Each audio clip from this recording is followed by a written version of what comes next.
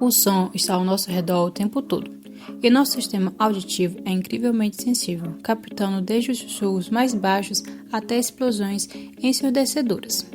Mas como o som viaja pelo nosso ouvido e chega ao cérebro? O som é uma vibração que se propaga pelo ar em forma de ondas sonoras. Quando essas ondas chegam ao nosso ouvido, elas são captadas pelo pavilhão auricular, a parte visível da orelha, que direciona o som para dentro do canal auditivo. A vibração sonora então atinge um tímpano, uma membrana que vibra conforme a frequência do som recebido. Essas vibrações são transmitidas para 3 minúsculos ossos do ouvido médio: o martelo, a bigorna e o estribo. Eles amplificam o som e transmitem para a cóclea, uma estrutura em espiral no ouvido interno cheia de líquido. Dentro da cóclea existem milhares de células ciliadas, que se movem conforme a vibração do líquido e convertem essa energia mecânica em sinais elétricos. Esses sinais elétricos são enviados pelo nervo auditivo até o córtex auditivo localizado no lobo temporal do cérebro, onde são interpretados como sons, vozes e músicas. Um detalhe interessante é que a posição das células ciliadas na cóclea determina a frequência do som que percebemos. Sons agudos ativam células na base da cóclea, enquanto os sons graves atingem células na extremidade oposta. Alguns exemplos clínicos do cotidiano.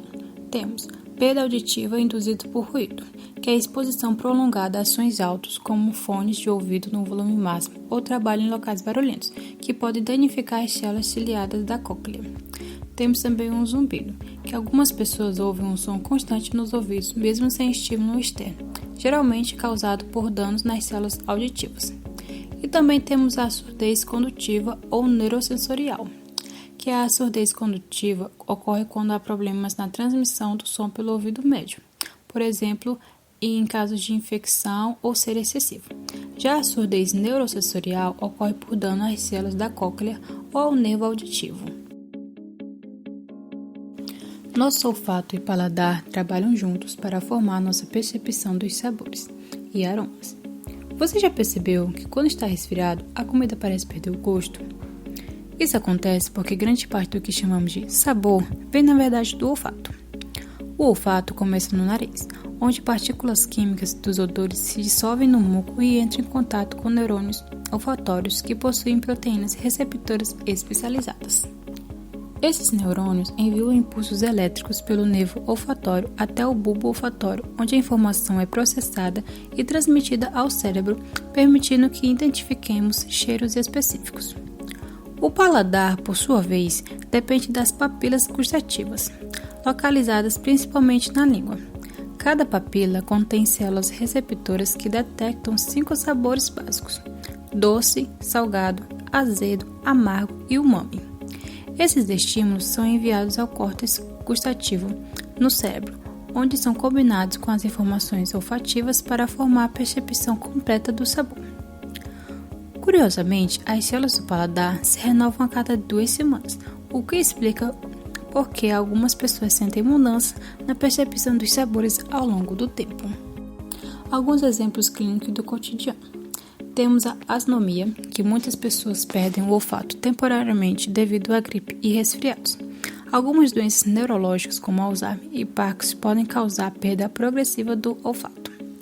Um outro exemplo é a questão da interferência do olfato no paladar. Quando estamos resfriados e com o nariz entupido, sentimos menos o gosto da comida, porque a percepção do sabor depende do olfato.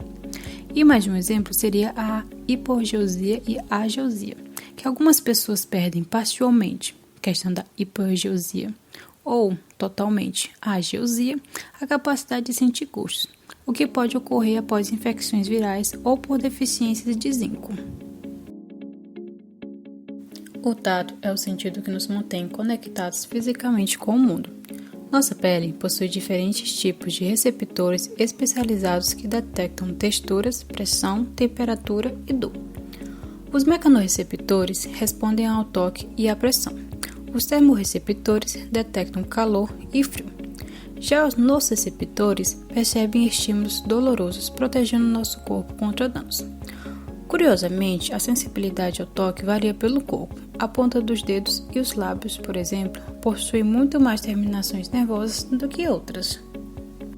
Em exemplos clínicos do cotidiano, temos diabetes e neuropatia periférica. Pessoas com diabetes podem perder sensibilidade ao toque nos pés e mãos devido a danos nos nervos. Isso pode causar feridas que não cicatrizam, levando a complicações sérias. Temos um outro exemplo que são os membros fantasmas.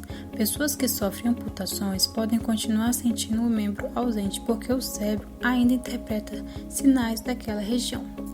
E um outro exemplo seria a sensibilidade da pele, que algumas partes do corpo, como a ponta dos dedos e os lábios, são mais sensíveis do que as outras, como as costas, devido à maior quantidade de mecanorreceptores.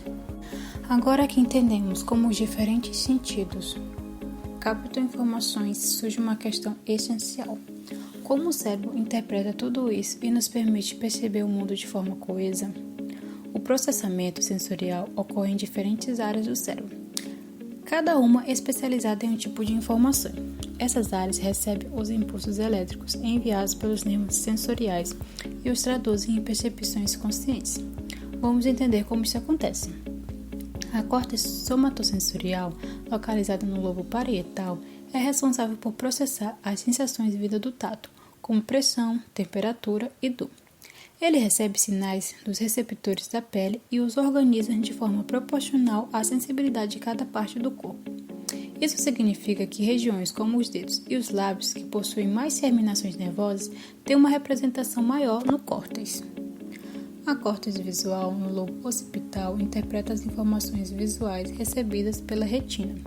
Ele é responsável por reconhecer formas, cores, movimentos e profundidade, permitindo que vejamos o mundo em detalhes. A córtex auditivo, localizada no lobo temporal, processa os sons. Ele diferencia frequências, intensidades e padrões sonoros, permitindo que identifiquemos vozes, músicas e ruídos do ambiente.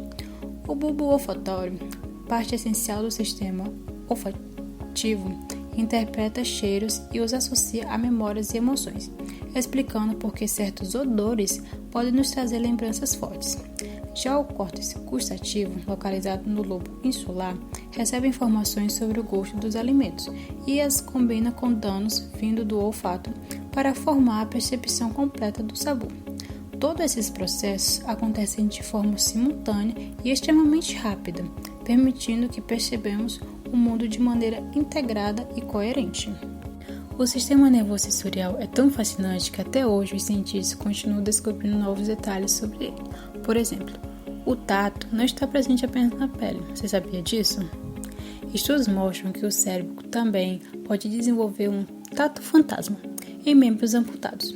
Isso acontece porque o córtex somatosensorial continua interpretando sinais mesmo quando o membro já não está mais presente, criando a ilusão de sensações em partes do corpo que foram removidas. Outro fato surpreendente é que a nossa percepção do gosto depende mais do olfato do que da língua.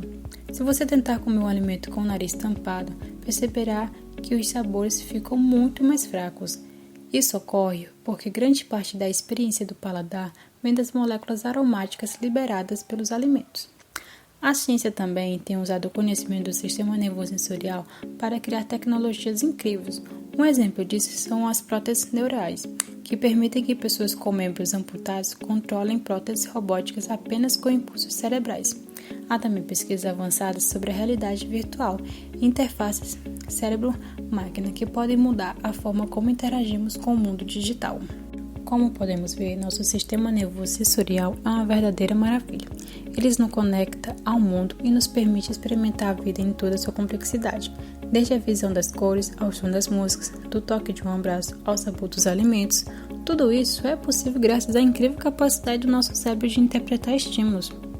E o mais impressionante é que há muito a ser descoberto ainda. A neurociência continua explorando os mistérios da percepção e desenvolvendo novas tecnologias para aprimorar nossos sentidos. Quem sabe no futuro seremos capazes de expandir os nossos sentidos além dos 5 que já conhecemos.